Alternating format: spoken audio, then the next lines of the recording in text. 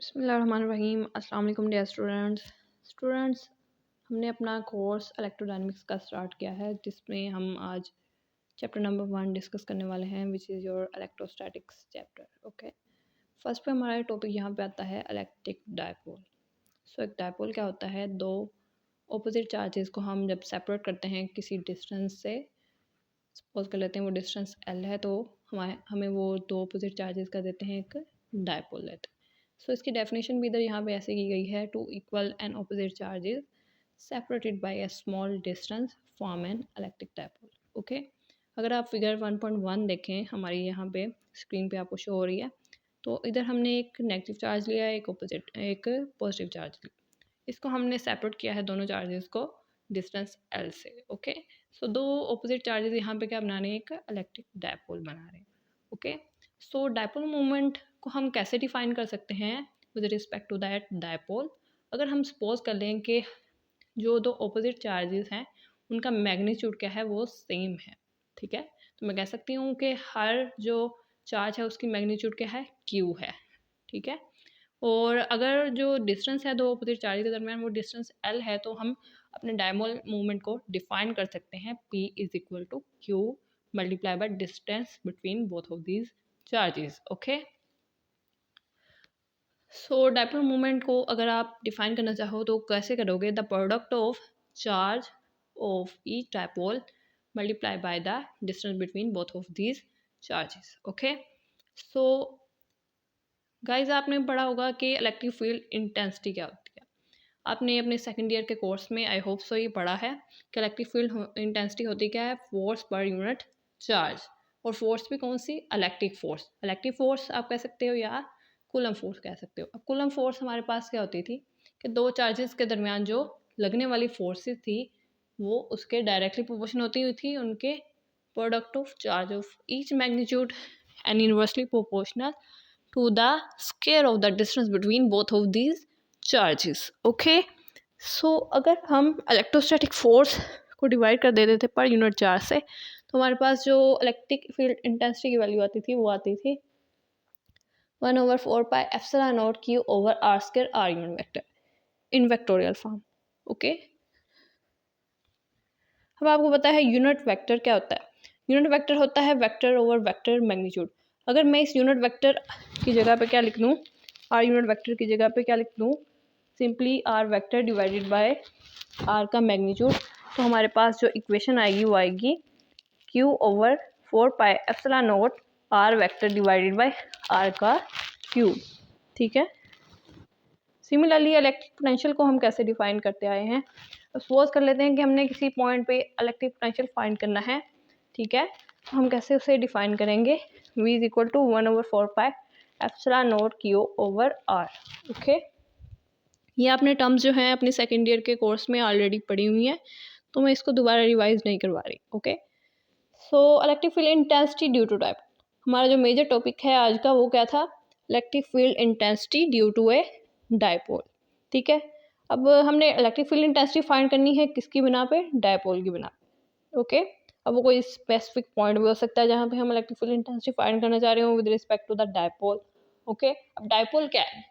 Dipole हमने अभी पढ़ा है ऊपर कि डायपोल दो ऑपोजिट चार्जेस को अगर हम सेपरेट कर दें किसी स्मॉल डिस्टेंस L से, तो वो दो ऑपोजिट चार्जेस हमें क्या देते हैं? एक डायपोल देते हैं।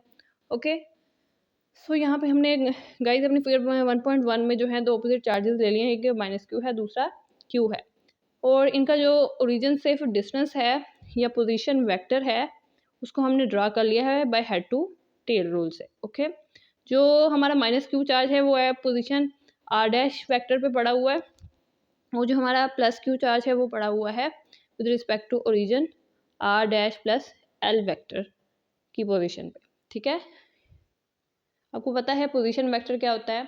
ये पोजीशन वेक्टर वो हमारे पास वेक्टर होता है जो डिनोट करवाता है किसी चार्ज की, किसी पार्टिकल की पोजीशन को with respect to that origin. Okay, so यहाँ पे हमारे पास जो रिजल्टेंट आया गाइस, वो Q को अगर हम देखें उसका डिस्टेंस क्या बनता था by head to tail rule, ये हमारा रिजल्टेंट वेक्टर बनता था। सो ओरिजिन से इसका फासला कितना हुआ फिर? R' plus L। ठीक है, दो चार्जेस के दरमियान डिस्टेंस कितना था? L था, और जो हमारे माइनस क्यू चार्ज पड़ा हुआ था ओरिजिन से आर डैश फासले पे पड़ा हुआ था, जबकि जो हमारा क्यू चार्ज था इसका ओरिजिन से जो हमारे पास रिजल्टेंट वेक्टर बन रहा था वो बन रहा था R dash vector plus L vector. Okay, अब मैं चाहती हूँ कि इलेक्ट्रिक फील्ड इंटेंसिटी जो है वो फाइंड करूँ with respect to that dipole. Okay, so इसके लिए मैंने एक पॉइंट पी चूज़ कर लिया है जो कि ओरिजिन से कितने पोजीशन पे है, आर पोजीशन पे है। ठीक है, आपने याद रखना है जो हमारा जहाँ हम इलेक्ट्रिक फील्ड इंटेंसिटी फाइंड करने जा रहे हैं वो आर पोजीशन पे है।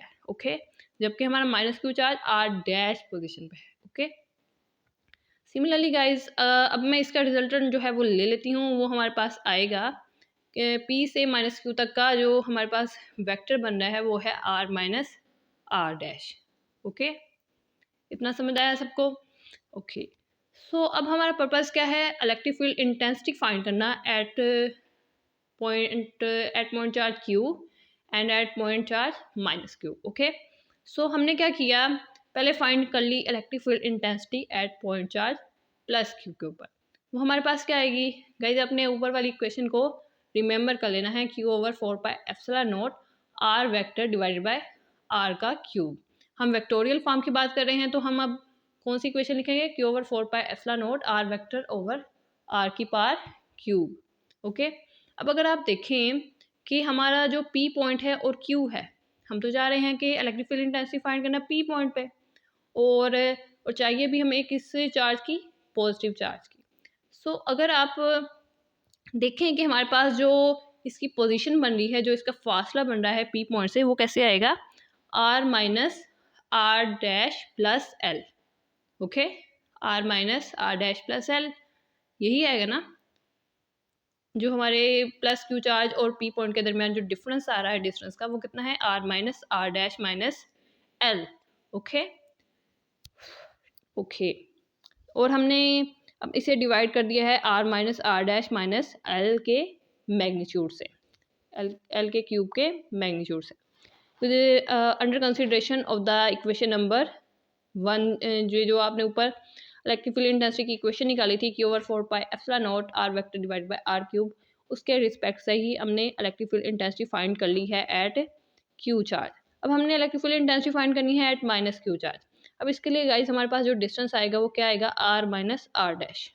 क्या आएगा, आर माइनस आर डैश, क्योंकि हम पी पॉइंट पे इलेक्ट्रिक फील्ड इंटेंसिटी फाइंड करने जा रहे हैं। इसका ओरिजिन से डिस्टेंस है आर, और माइनस क्यू का जो डिस्टेंस है ओरिजिन से वो कितना है, आर डैश। तो आर में से क्या माइनस हो जाएगा, आर डैश। सिमिलरली जब आपने क्यू पे इलेक्ट्रिक फील्ड इंटेंसिटी फाइंड करनी थी, उसका ओरिजिन से फासला था आर डैश प्लस एल, लेकिन हमने उसे माइनस कर दिया किस में से, आर में से, R minus are dash minus L हो गया।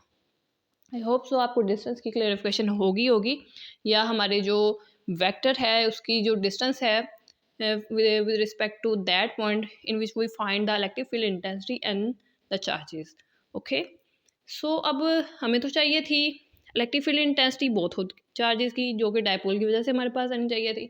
अब हमने दोनों की तो फाइंड कर ली है, प्लस क्यू चार्ज की भी फाइंड कर ली है, माइनस क्यू चार्ज की भी फाइंड कर ली। अब दोनों को क्या कर देंगे, उनकी इलेक्ट्रिक फील्ड इंटेंसिटी को सम अप कर देंगे, E1 प्लस E2।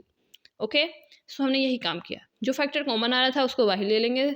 ओके, वो कौन सा फैक्टर कॉमन आ रहा था, क्यू ओवर 4πε0। सो आप इक्वेशन नंबर 1 देख रहे हो, ये हमारे पास आ जाएगी। सारी टर्म्स जो अंदर रह गई थी वो एज इट इज़ आ जाएंगी। अब मैं मज़ीद सिंप्लीफाई जो है वो करना चाहूँगी अपनी। अब बच्चों जो हमारे पास इक्वेशन है ना, ये क्यू ओवर 4πε0, इसके अंदर वाली टर्म को मैं मज़ीद सिंप्लीफाई करने जा रही हूँ। ठीक है, आपने इसको इक्वेशन नंबर 1 का नाम दे देना है।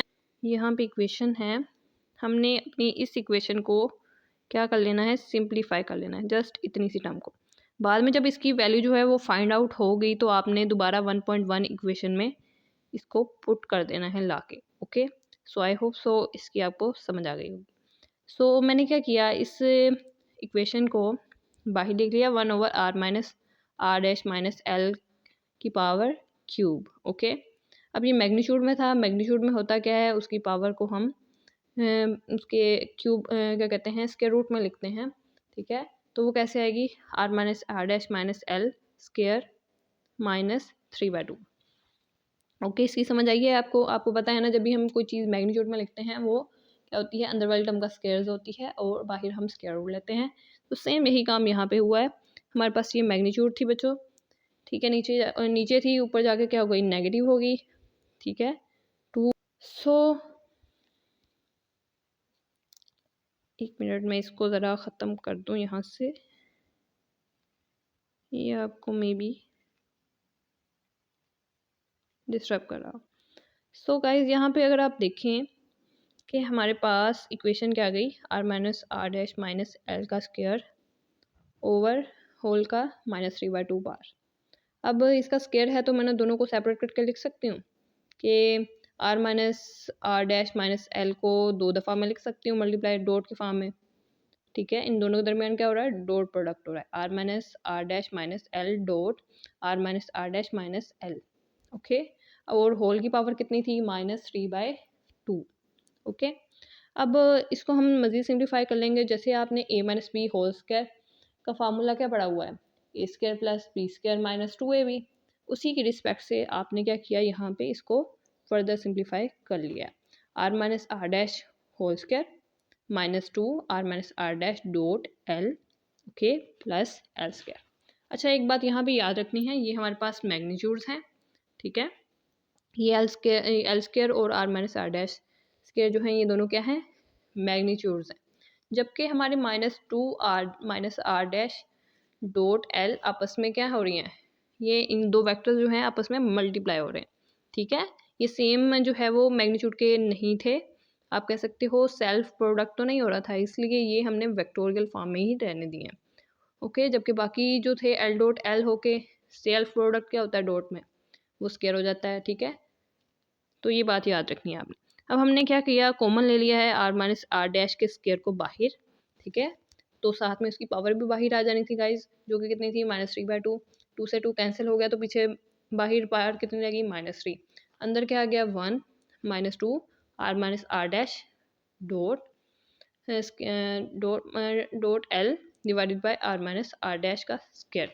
जो कॉमन लिया था बाहर वो सबके नीचे, बाकी टर्म्स के नीचे क्या हो जाएगा, आके डिवाइड हो जाएगा, okay. Similarly plus L square divide by R minus are dash का स्क्वायर, होल की पावर कितनी आएगी, -3/2, ओके। अब हमारे पास बाहर जो टर्म थी वो माइनस की पावर में चली गई थी। अब इस माइनस को ख़त्म करने के लिए अब हम ऊपर वाली टर्म को रेसिप्रोकल में ले जाएंगे, तो वो कितनी हो जाएगी, 1/r माइनस आर डैश की पावर 3, ओके। 1 प्लस, अब इसको मज़ीद हमने सिंप्लीफाई कर लिया है, इसको ब्रैकेट में लिख लिया है, 1 को सेपरेट कर लिया है, प्लस ब्रैकेट में अपनी टर्म्स लिख लिया है, -2 are minus are dash dot l divide by r minus are dash का square plus L square divided by r minus are dash की पावर स्क्वायर, होल की पावर कितनी आ गई, -3/2 बाहर। अब बच्चों आपने इसके ऊपर बाइनोमियल एक्सपेंशन आपने पढ़ी होगी, इसके ऊपर आपने वो अप्लाई करनी है, ओके। और यहाँ पे बाइनोमियल एक्सपेंशन अप्लाई करने से पहले आपने क्या करना है, जो एल स्क्वायर्स वाली टर्म्स हैं, एल स्क्वायर वाली टर्म जो है यहाँ पे आ रही लास्ट वाली, उसको आपने निगलेक्ट कर देना है। वो क्यों निगलेक्ट कर देना है, क्योंकि बच्चों एल स्क्वायर जो है, अगर आप देखें वो था क्या है, एल हमारे पास था डिस्टेंस बिटवीन 2 ऑपोजिट चार्जेस, ऊपर 1.1 फिगर में देखें, डिस्टेंस बिटवीन 2 ऑपोजिट चार्ज, ये बहुत ही स्मॉल है than that of R minus are dash है। तो हम इसको क्या कर देते हैं, एल का स्क्वायर, फिर जो है वो एल का स्क्वायर जो है वो बहुत ही कम होगा, किससे, आर माइनस आर डैश के स्क्वायर से, ओके। तो हम इसलिए इसको क्या कर देते हैं, निगलेक्ट कर देते हैं।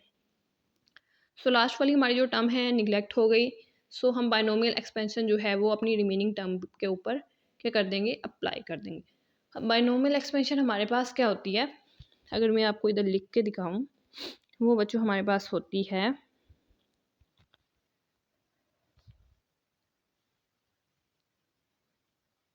1 प्लस एक्स की पावर कितनी, 1 प्लस एक्स पर एन, ये मैं अब रफ अमल करके दिखा रही हूँ, बाद में इरेज कर देती हूँ।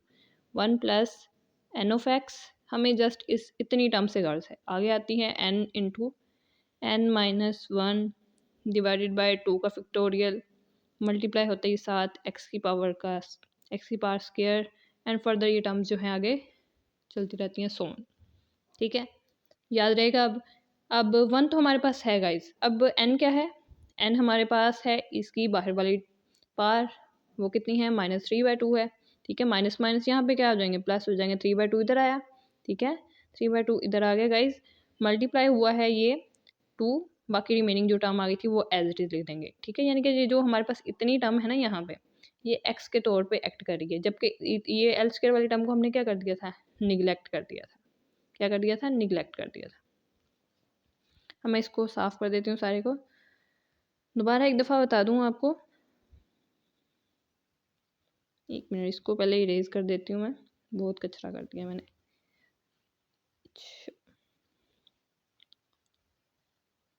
जी, तो अगर आप देखें इधर कि हमने लास्ट वाली टर्म को यहाँ से निगलेक्ट कर दिया है और अपनी बाइनोमियल एक्सपेंशन अप्लाई की है जस्ट इतनी टर्म के ऊपर। ओके, जो बाहर वाली टर्म है वो एज एक्ट करी है n के तौर पे, और जो अंदर वाला फैक्टर है वो 1 + x के तौर पर एक्ट कर रहा है। तो बाइनोमियल एक्सपेंशन को एक्सपेंड करने का तरीका ये होता है कि हम ये इक्वल होती है 1 + nx के। हमें जस्ट इतनी सी टर्म से गर्ज है, जो बाकी फर्दर टर्म्स है उसको हमने निगलेक्ट कर देना है। ओके गाइस, तो हम अप्लाई करते हैं 1 एज इट इज़ रहा यहाँ पे। ठीक है, n क्या है -3/2 है, वो अंदर वाले माइनस के साथ मल्टीप्लाई होके क्या हो गया +3/2। ठीक है, मल्टीप्लाई बाय 2, बाकी जो रिमेनिंग टर्म थी इतनी हमारे पास क्या रही, x के तौर पे एक्ट कर रही थी, तो यहाँ पे आ गई। ओके, अब 2 से 2 जो है वो कैंसिल आउट हो गया, पीछे 3 बचा है हमारे पास।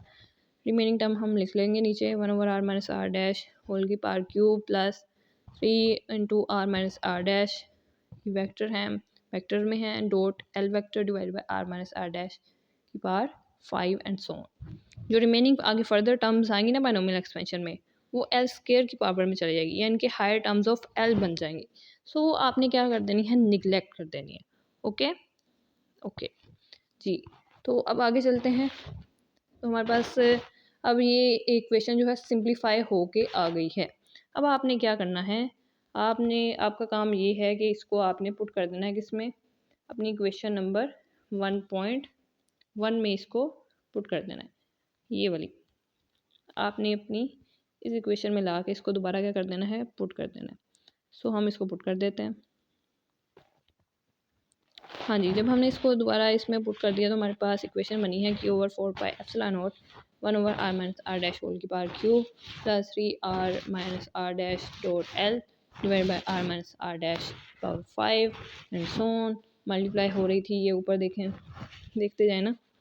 अब इतनी वैल्यू हमने अभी पुट की है, इसको मैं दोबारा आपको शो करवा देती हूँ। इतनी वैल्यू अभी हमने क्या की है, पुट किया है। साथ मल्टीप्लाई क्या हो रही था, r - r dash minus l का वेक्टर। ठीक है, ये लिखा माइनस और साथ में ये जो टर्म थी वो भी लिखी माइनस, ये एज इट इज़ आ जाएगी इसमें। ठीक है, अब नीचे चलते हैं। हाँ जी, तो ये हमारे पास सिंप्लीफाई हो गए, इक्वेशन ये बनी है। ठीक है, इसको मज़ीद सिंप्लीफाई कर लेंगे। वो कैसे सिंप्लीफाई करेंगे, अब इस r - r डैश को आपने अंदर मल्टीप्लाई करवाना है। ठीक है, ये वाले r - r डैश को आपने अंदर मल्टीप्लाई करवाया इक्वेशन में, तो हमारे पास ये टर्म कुछ ऐसे आ गई है। ठीक है, ये वाली टर्म फिर ऐसे आ जाएगी कुछ, और -l को भी जब आप अंदर मल्टीप्लाई करवाएंगे तो हमारे पास एल स्क्वायर वाली टर्म एक आएगी, उसको आपने क्या कर देना, फर्दर निगलेक्ट कर देना। यहाँ पे निगलेक्ट कर देंगे तो आपके पास ये इक्वेशन बन के आ जाएगी। ओके, सो अब आप देख रहे हैं कि हमारे पास ये वाली टर्म पॉजिटिव में है और ये वाली टर्म क्या है, नेगेटिव में है। ठीक है, ये दोनों हैं तो सेम, लेकिन पॉजिटिव और नेगेटिव में। इसको आपने दोनों को क्या कर देना है, कैंसिल आउट कर देना है, तो आपके पास जो रिमेनिंग टर्म बचेगी वो यहाँ पे आपने लिख लेनी है। हाँ जी, सो नेक्स्ट जो आपका काम है वो ये है कि आपने जो बाहर क्यू पड़ा हुआ था फालतू में, इसको अंदर जाके कर देना है, मल्टीप्लाई करवा देना है इस एल के साथ, इसका डॉट ले लेना। ओके, तो आपको पता है ना, जो मैग्नीट्यूड होती है चार्ज की, जब वो distance between both of the charges के साथ मल्टीप्लाई होती है तो आपको क्या प्रोवाइड करती है, डायपोल मोमेंट प्रोवाइड करती है। ओके, सो ये क्यू एल फिर नीचे जाके क्या बन जाएगा, पी बन जाएगा। ठीक है, सिमिलरली यहाँ पे भी क्यू मल्टीप्लाई हो जाएगा, तो यहाँ पे क्या फिर बच्चों क्या आपके पास आ जाएगा, क्यू एल की जगह पे आपने सिंपल डायपोल मोमेंट पुट कर देना, तो आपकी ये इक्वेशन सिंप्लीफाई होके आ जाएगी। सो इसमें अगर आपने देखा क्या है, अगर हम इस पैराग्राफ को रीड आउट करें, इसका हमने इलेक्ट्रिक फील्ड तो फाइंड कर लिया, ठीक है, डायपोल की बिना पे हमने अपना इलेक्ट्रिक फील्ड तो फाइंड कर लिया, लेकिन ये क्वेश्चन हमें बता क्या रही है। ये ऊपर वाली क्वेश्चन का अगर हम पैराग्राफ रीड करें तो देखते हैं, this equation give that part of electric field due to a finite electric dipole, ठीक है, कि जो इलेक्ट्रिक फील्ड हमारे पास आया है due to finite electric dipole, वो प्रोपोर्शनल किसके है, separation of the charge, separation of the charge इसके प्रोपोर्शनल है, यानी कि ये एल की बात कर रहा है वो, ठीक है। There are other contribution proportion to the square, the cube and higher power of the separation of L, ठीक है। वो कहता है और भी टर्म्स आती हैं जिसके ये डायरेक्टली प्रोपोर्शन होता है, लेकिन उनको हम क्या कर देते हैं, निगलेक्ट कर देते हैं सारी की सारी टर्म्स को। सो बच्चों ये आपके पास इक्वेशन आप ऐसे भी लिख सकते हो इलेक्ट्रिक फील्ड की, ऐसे भी लिख सकते हो और ऐसे भी लिख सकते हो, सबकी सब इक्वेशन जो हैं आपकी ठीक कंसीडर की जाएंगी। दोबारा से बता रही हूँ, आप अपनी इक्वेशंस को ऐसे भी लिख सकते हो, ऐसे भी, ऐसे भी, सभी की सभी जो हैं वो एक दूसरे को ही डिफाइन कर रही हैं। सो आपने आज क्या पढ़ा है, इलेक्ट्रिक फील्ड इंटेंसिटी फाइंड की करी है ड्यू टू ए डायपोल। सो मिलते हैं अपने नेक्स्ट लेक्चर में, अपना ख्याल रखिएगा, टेक केयर, अल्लाह।